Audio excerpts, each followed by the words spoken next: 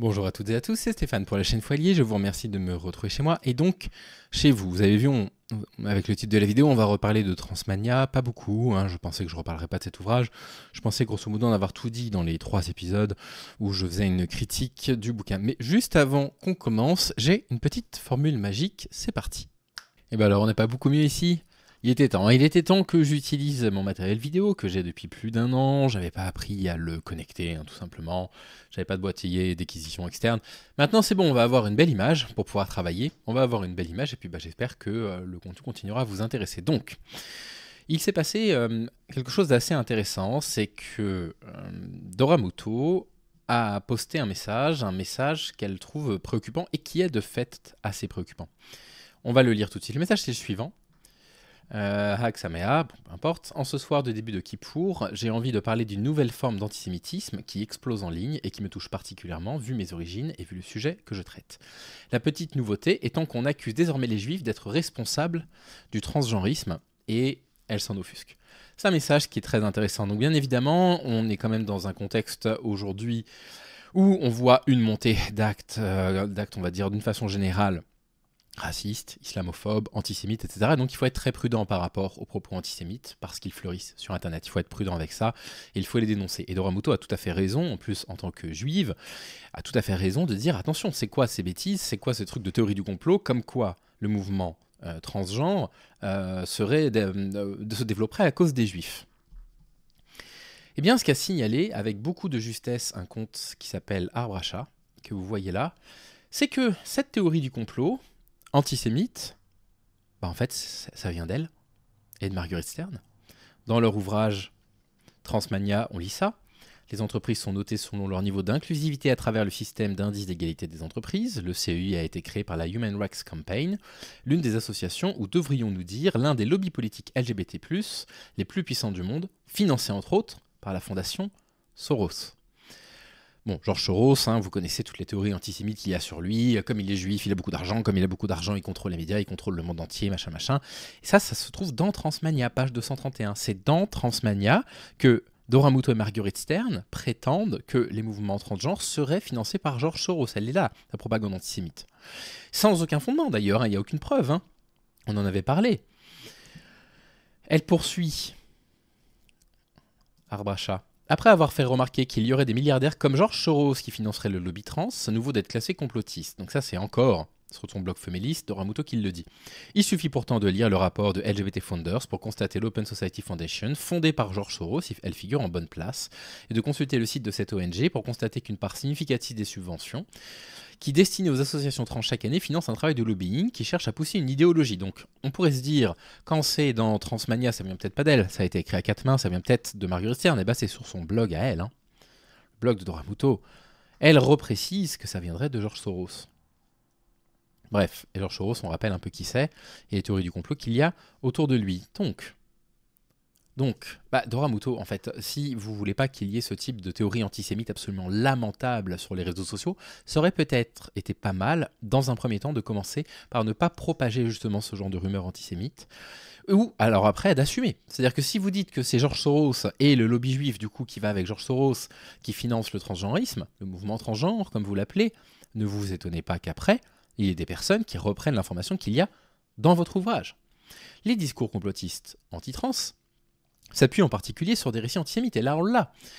Le juif tout-puissant, George Soros, finance des mouvements transgenres. Voilà, il a probablement consacré une minuscule partie de sa fortune à faire un don un jour à une association qui défend les droits des personnes trans juste pour pouvoir se défiscaliser. On comprend très bien que quand un milliardaire finance ce genre de truc, il n'y a évidemment aucune philanthropie derrière, il n'y a pas de volonté. Et donc, c'est un vrai problème. Et le souci, c'est que, en fait, on ne peut pas vous faire confiance.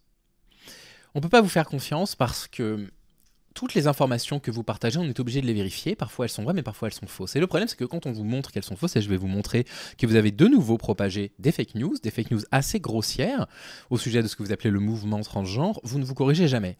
Vous les laissez. Vous les laissez parce que vous avez besoin de ce genre de grand millefeuille argumentatif pour que les gens se disent « Oh, il y a tellement de trucs !» Elles mettent tellement de choses sur leur compte, sur leurs réseaux sociaux, que ça ne peut pas être faux à 100%, c'est pas possible. Il y a forcément du vrai. Voilà comment ça fonctionne. Typiquement, Marguerite Stern, le 9 octobre, qui partage la chose suivante. Elle dit Le saviez-vous? Sur les 12 millions d'euros récoltés par Black Lives Matter, 2,6 millions ont été attribués à des associations trans. Alors spoiler alert premièrement, je suis allé voir combien le mouvement Black Lives Matter avait récolté en dons, c'est bien plus que 12 millions d'euros. Je ne sais absolument pas d'où ça vient. Black Lives Matter a également financé des projets immobiliers uniquement dédiés aux personnes trans. Bon, d'accord, avec 12 millions, je ne sais pas ce qu'ils ont financé comme projet immobilier, Marguerite, c'est pas très cohérent tout ça, mais passons. La réalité, c'est que quand on s'intéresse un tout petit peu à ça, c'est qu'il existe des articles, en particulier dans le Times, très intéressants, qui expliquent les liens qu'il y a eu entre Black Lives Matter et certains courants trans, certains seulement. Ce que l'article dit, c'est qu'il y a certaines femmes trans, noires, qui n'ont pas trouvé de place dans le mouvement Black Lives Matter. Et qui disait, le mouvement Black Lives Matter, ça a l'air d'être un mouvement qui est quand même concentré sur les hommes, parfois sur les femmes cis, mais principalement sur les hommes. Et donc elle disait, nous, les membres de la communauté LGBTQIA+, vous pourrez aller lire l'article entier si ça vous intéresse, on aimerait exister dans ce mouvement-là. Et donc Black Lives Matter, ça a effectivement utilisé une partie de l'argent dont il disposait pour pouvoir financer les campagnes de communication des femmes trans noires, mais aussi des lesbiennes noires. Parce que toutes les femmes noires des communautés LGBTQIA+, ne se sentaient pas représentées dans le mouvement Black Lives Matter, qu'elles estimaient être un mouvement principalement masculin. Et donc on est quand même très loin de ce truc affirmé comme ça, genre Black Lives Matter sert à financer la propagande trans, quoi. On est quand même très loin. Et elle se cite elle-même en source, quoi. Oui, ça c'est pas sérieux. Autre phénomène très intéressant, elle avait organisé une conférence à l'ICEP, l'école de Marion Maréchal Le Pen. Et elle dit l'extrême gauche a mis feu à Lyon. Qu'est-ce qui s'est passé? Ce qu'il s'est passé, c'est que la veille de leur conférence qu'elle devait donner à l'ICEP, il y a eu un début d'incendie qui a eu lieu à l'ICEP. Et donc, tout de suite, elles ont osé accuser l'extrême gauche. C'est l'extrême gauche qui a mis le feu aux locaux pour les empêcher de parler parce que personne ne les laisse parler. Elles sont surtout les médias de France, sans aucune exception, mais elles prétendent ça. Et le problème de ça, c'est qu'il y a bien eu des interpellations autour effectivement de cette venue pour des tags. Les tags que vous voyez actuellement sous les yeux, les voilà. Effectivement, il y a eu quelques tags et il y a eu des interpellations à ce sujet-là. Mais, voici un article ici de la Tribune de Lyon qui s'est intéressé un petit peu à ce qui s'est passé et qui dit ça. La venue de l'autrice Marguerite Stern pour la conférence Comment l'idéologie transgenre détruit des vies continue d'attiser les tensions. La tension continue de monter autour de la venue à l'ICEP ce jeudi 19 septembre de l'autrice de l'ouvrage transphobe Marguerite Stern. Après de premières dégradations commises sur la déventure de l'école de sciences politiques, fondée par Marion Maréchal à la Confluence, de nouveaux tags ont fleuri dans la nuit du 18 au 19 septembre. 3 femmes ont été interpellées en flagrant délit par les forces de l'ordre. Un début d'incendie de compteur électrique voisin n'a pas été relié à ces dégradations. Il y a eu a priori un incendie, comme ça peut arriver chez n'importe qui, ça peut arriver qu'il y ait un incendie pour X ou Y raison, en particulier quand les installations sont vétustes. Et on sait que Lyon fait partie de ces villes comme Marseille qui ont un nombre d'installations vétustes, ou Paris même, absolument catastrophique. Et donc, ce que la presse dit, c'est qu'il n'y a absolument aucune interpellation, et puis qu'il n'y a aucune raison, d'ailleurs, de suspecter que l'extrême gauche ait mis le feu au bâtiment d'à côté pour les empêcher de donner une conférence. Mais Marguerite Stern, elle le dit. Et elle l'a répété je ne sais pas combien de fois, que les militants d'extrême gauche ont mis le feu à Lyon. Littéralement. Voilà. Voilà. En citant Frontières, hein, je laisserai apprécier pour les personnes qui connaissent un tout petit peu les presses d'extrême droite. Tout ça est inquiétant, en fait. Tout ça est inquiétant parce que je continue à suivre les comptes des personnes avec qui j'ai milité, hélas, par le passé transphobes. Et c'est toujours repris. Partagé. Elles n'ont plus, mais plus aucune volonté d'aller vérifier des faits qui sont propagés par Marguerite Stern ou par Dora Muto. Et c'est catastrophique parce que moi, je ne sais pas comment vous faites pour leur accorder du crédit. Que vous ayez des choses à reprocher à tel ou tel mouvement, alors en ce moment, le grand cheval de bataille de Marguerite Stern, c'est les trans et c'est l'éducation de la sexualité à l'école. Que ce genre de phénomène vous inquiète. Bon, écoutez, pourquoi pas? Moi, j'espère que vous allez vous déradicaliser rapidement, comme moi, je me suis déradicalisé, parce que très sincèrement, c'est pas sain. C'est pas sain d'avoir ce type de croyances qui sont des croyances complètement absurdes. Je vous le dis, ce sont des croyances absurdes.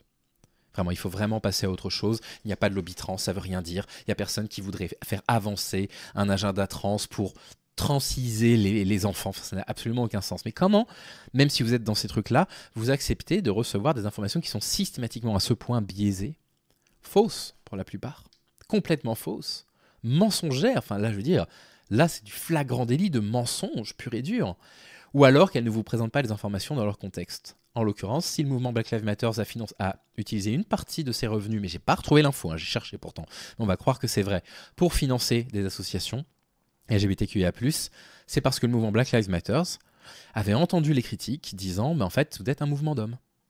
Et nous, militantes, lesbiennes, femmes trans, etc., noires, on aimerait bien aussi être représentés.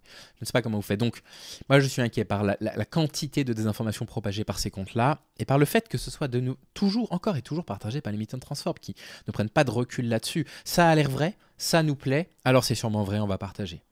Et voilà ce que je voulais vous dire, un complément de Transmania, vraiment, ça n'arrête pas. Et je ne pensais pas que j'en reparlerais, mais ce message de Dora Muto est très intéressant.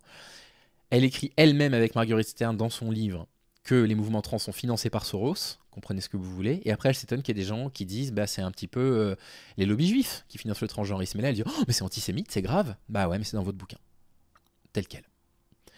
Voilà ce que je voulais vous dire, j'espère que cette nouvelle installation vous plaît, je la modifierai un tout petit peu prochainement parce qu'elle n'est pas tout à fait pratique pour moi. J'ai mon écran sur la gauche, la caméra au-dessus, je travaille avec OBS qui est sur le côté droit, donc je regarde pas toujours la caméra, mais j'espère que ça vous convient. Puis bah écoutez, c'est parti pour une nouvelle aventure sur le foyer avec une belle image. Allez, prenez soin de vous les amis. Salut.